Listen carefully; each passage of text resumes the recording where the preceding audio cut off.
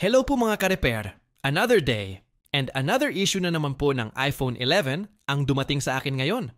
At ang history po ng iPhone 11 na ito na ayon mismo sa may-ari ay na-lowbat lang daw at hindi na daw po muling nabuhay. Kaya ang una ko pong ginawa ay kinargahan ko po ang battery gamit ang battery activation board. Ang trabaho po ng battery activation board ay kinakargahan niya po directly ang battery kahit pa drain na drain ito. Kaya mainam po na meron po tayo nito sa ating mga lamesa dahil napakalaking tulong po nito sa ating trabaho. Then, nang magkaroon na po ng laman ang battery, ay umandar po ang unit. Pero may dalawa po akong nakitang issue. Una ay hindi po ito nagcha-charge at pangalawa ay nagte-temperature issue po ang unit.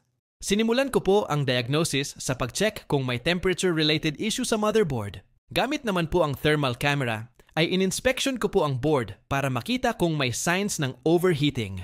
At base po sa thermal imaging ay halos buong motherboard ay umiinit. At base po sa concentration ng init ay ang pinaghihinalaan ko po ay sa loob ng sandwich board layer nang gagaling ang overheating. At para hindi po tayo maligaw sa ating ginagawang diagnosis ay nilipat ko po ang motherboard sa iCloud issue na unit. Ang purpose ay para makumpirma po natin kung saan po ba ang main source ng overheating issue ng unit, sa motherboard nga ba, o sa outer parts nito tulad ng charging flex, camera, button flex at iba pa. Napakahalaga po na bago po natin maumpisahang i-troubleshoot ang motherboard, ay importante po na masigurado po natin na na-check po natin ang ibang parts dahil hindi po biro bumiyak ng sandwich motherboard. Bukod po sa sobrang matrabaho po nito, ay very risky pa po ito sa ating motherboard.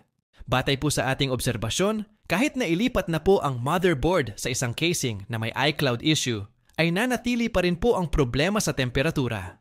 Ipinapakita po nito na ang issue ay hindi nagmumula sa mga panlabas na bahagi, kundi sa mismong motherboard. Kaya't makatuwiran na po na sa motherboard na po natin simulan ang mas malalim na pagsusuri.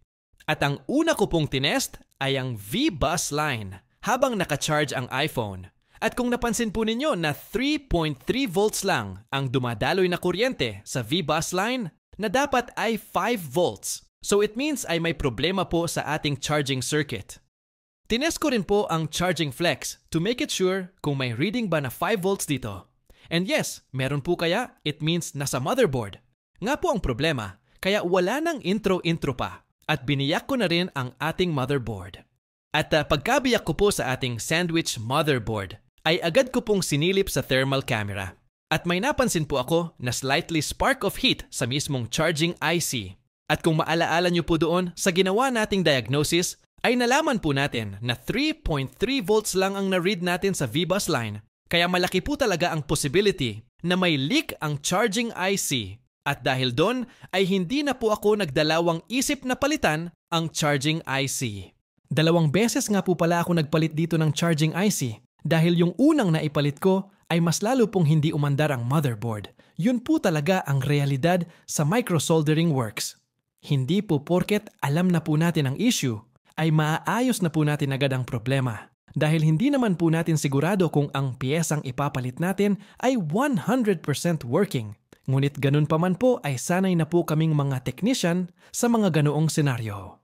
Dito po sa aming trabaho ay kung maliit lamang ang iyong tiyaga, madalas ay mapapa-return to owner ka palagi sa iyong mga ginagawa.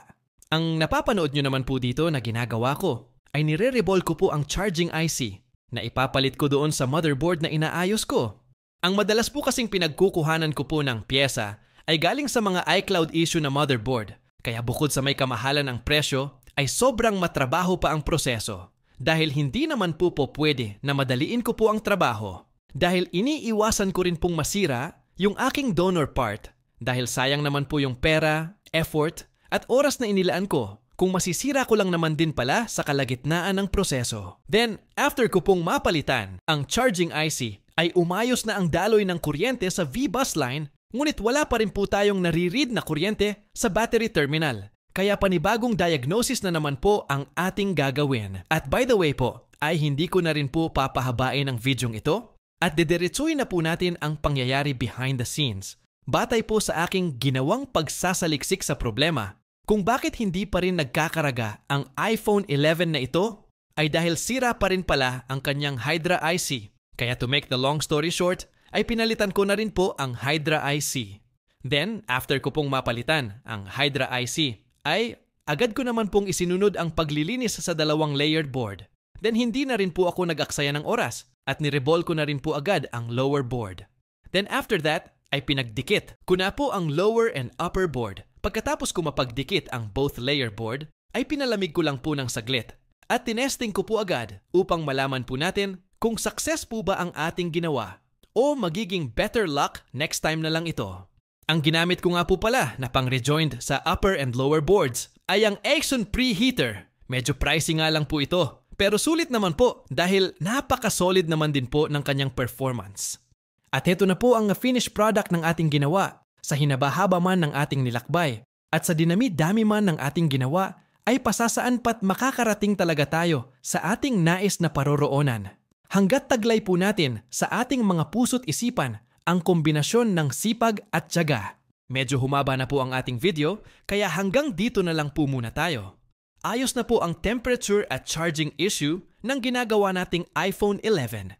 Maraming salamat po sa inyong pagsubaybay. Ito po ang inyong lingkod, Yuritech at your service.